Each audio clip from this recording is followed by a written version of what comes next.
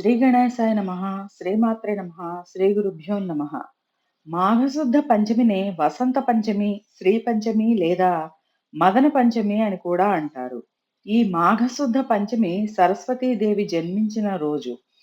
పురాణాల ప్రకారం బ్రహ్మదేవుడు యావత్ సృష్టికి వాక్కును అందించడానికి సరస్వతీదేవిని వసంత పంచమి రోజున సృష్టించారని చెబుతారు. ఈ పండుగను యావత్ భారతదేశంలో విశేషంగా జరుపుకుంటారు. ఈ రోజు సరస్వతీదేవిని పూజిస్తూ సరస్వతి యాగాలు కూడా చేస్తూ ఉంటారు. ఈ రోజు చిన్నపిల్లలకు అక్షరాభ్యాసాలు చేయిస్తూ ఉంటారు.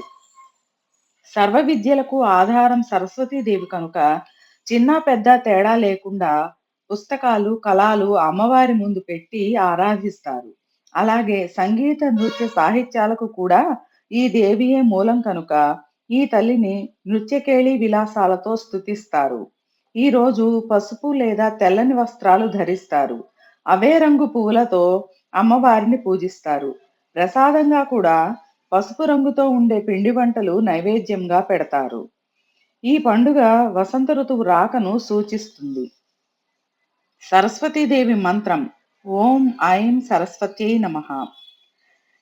ప్రణో దేవి సరస్వతీ వాజేభిర్వాజనీవతి ధీనామ విత్రియవతు అనే శ్లోకాన్ని పఠించుకుందాం.